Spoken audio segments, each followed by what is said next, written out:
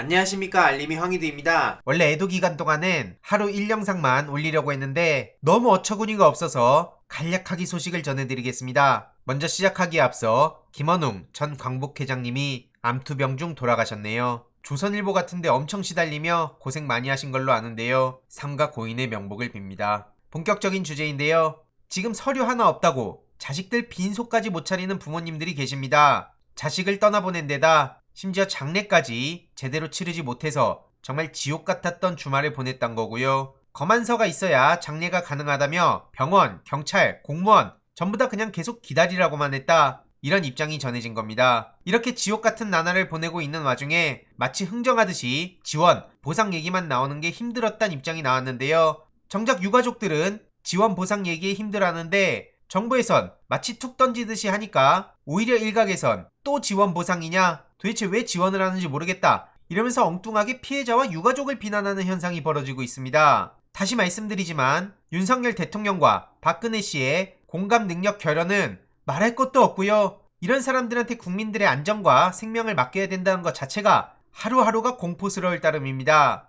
오늘 헌화와 묵념을 하러 갔다고 하는데 심지어 여기에 간 김건희 씨도 많은 의구심을 불러왔죠. 이 사진을 보면 자세히 안 보실 수 있지만 지금 머리에 저렇게 뭘 바르고 갔죠. 지금 저런 거 하나하나 신경 쓸 상황입니까? 누구는 피눈물 흘리고 있을 때 본인은 어떻게 하면 언론에 사진이 잘 나올까? 뭐 이런 걸 생각하고 있는 거냐고요. 무슨 연예인입니까? 윤석열 대통령 또한 이 사진이 많은 논란을 불러오기도 했었죠. 다시 말씀드리지만 이건 공감 능력이 있는 사람의 발언이라고 볼 수가 없는 겁니다. 만약 문재인 정부 때 지금 똑같은 상황처럼 흘러갔다면 정치 얘기는 빼고 애도나 해라 이런 얘기가 쉽게 나왔겠습니까? 도대체 이 사람은 뭐하는 사람인지 모르겠습니다. 심지어 더 막장인 건 지금 이상민 장관이죠. 지난 영상에서도 말씀드렸듯이 그리고 쇼츠까지 만들었듯이 경찰 배치에서 해결될 문제 아니었다. 그럼 어떻게 문제를 해결합니까? 본인이 행안부 장관이잖아요. 무려 행정안전부 안전을 담당해야 될 사람 아닙니까? 뭐 저런 인간이 다 있습니까? 심지어 그러더니 이젠 뭐 국민들과 해보자 이겁니까? 경찰 소방 대응이 원인인지 의문이라고요?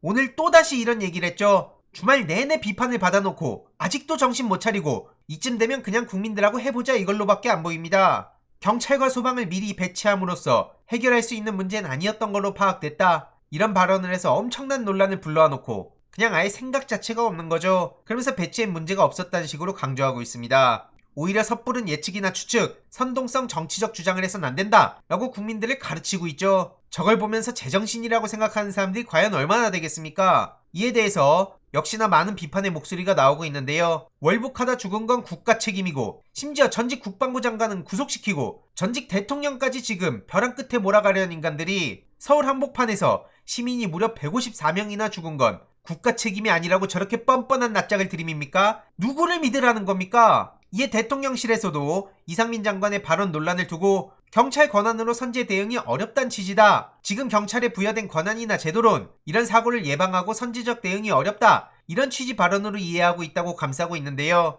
황당한 소리를 내뱉을 건 알았지만 저렇게 국민들과 노골적으로 해보자고 나올 줄은 꿈에도 몰랐습니다. 이러니 입이나 쳐 다물고 있어라. 이런 비판에 어마어마한 공감이 이어지는 거고요. 심지어 일베에선 저런 식으로 코스프레랍시고 인간 말종 같은 모습을 보여주고 있죠. 저렇게 장난치듯 모욕과 조롱을 하고 여기에 호응까지 잇따르고 있는데 다시 말씀드리지만 겉모습만으론 저렇게 말종이란 걸 알 수 없다는 게 너무나 무섭다는 걸 뜻합니다. 아무튼 박지원 전 원장도 이상민 장관의 발언을 두고 너무 분노가 끓는다며 박원순 전 시장 때를 봐라. 그때는 지금보다 인원이 2배나 많았는데도 질서 유지가 잘 됐다고 비판했고요. 어쩜 저렇게 몰상식한 얘기를 하냐 이거죠. 언론에서도 저렇게 선동딱지 붙인 장관 이상민이라고 비판하는 보도가 나오고 있고요. 유승민 전 의원도 이상민 장관을 강하게 비판하고 있습니다. 그러면서 이상민 장관의 파면을 주장했는데요. 앞으로 어떻게 이런 인재를 막을 건지 정해야 된다. 철저하게 잘못을 규명하고 책임을 묻고 세상 무엇과도 바꿀 수 없는 아들, 딸들이 이렇게 세상을 떠났는데 국가의 존재의 이유에 대해서 정부는 납득 가능한 소리를 해야 된다 이거죠. 그런 의미에서 이상민부터 당장 파면해야 된다고 촉구한 거고요. 민주당에서도 이상민, 오세훈 겨냥 책임론에 시동을 걸고 있다고 하죠. 이젠 본격적으로 나설 때가 된 것 같고요. 지난 영상에서 말씀드렸듯이 용산구청장은 왜 18시간 만에 공식 입장을 냈는지 박희영 구청장에 대해서도